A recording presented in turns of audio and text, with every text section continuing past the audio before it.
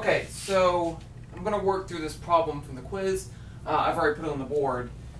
So let's just talk about the problem real quick. It says you have a bar magnet right here, and then a coil of wire with current running through it right there. And the combination of these two things make the compass over here not be deflected. So if you turn off the coil, then this is going to have a magnetic field going that way. It's going to make the net magnetic, this is a top view. It's going to make the net magnetic field turn that way and the compass will deflect. So clearly this has to make a magnetic field opposite the magnitude of that one, so that the net magnetic field here is just due to the Earth and it points up. You know, it couldn't be anything else. This coil of wire is going to make a magnetic field going along the axis. It's going to be either that way or this way, depending on the current. And same for this dipole magnet. It's going to be either that way or that way. So it couldn't be making a magnetic field in the same direction as the Earth. So we get to the following. We say, at that point here, we'll call that the origin. B magnet plus B loop, or coil, it's called a coil, equals the zero vector. Okay.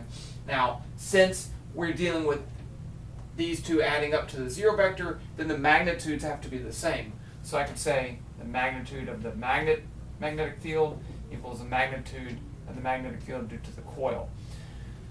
Okay, so I actually already know expressions for both of these. I know the expression for the magnetic field due to a dipole magnet and due to a coil.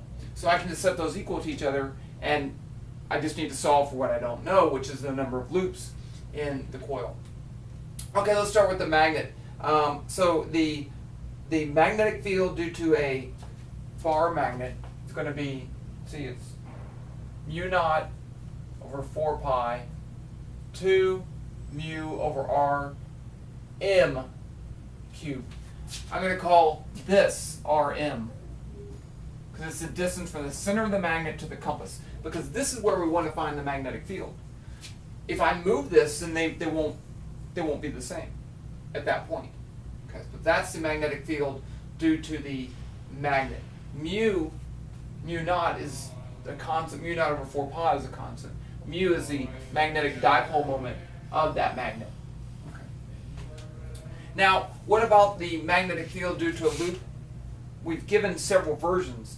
Which one can we use? We can use the approximate version that says that the magnetic field due to a loop is approximately equal to mu naught over 4 pi 2 I pi r squared over r coil cubed. Is that right? Yep. So the one way you can remember this, if you're far enough away from the coil, and this should have an n in there also for the number of loops.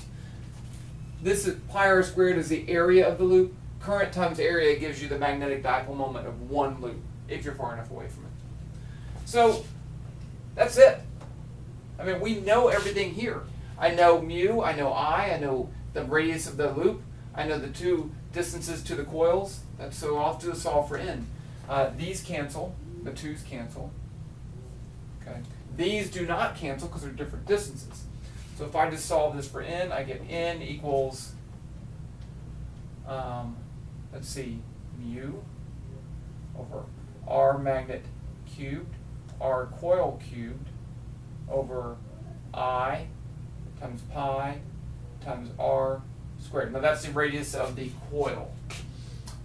So if you put in these values, which I don't see any point in putting them in right now, then you get, it's approximately 63 turns. And that's it. Just putting in the numbers. You do need to convert these centimeters into meters or it won't work.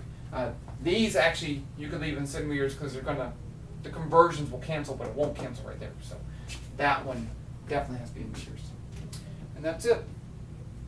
Not too bad, huh? No, it wasn't too bad.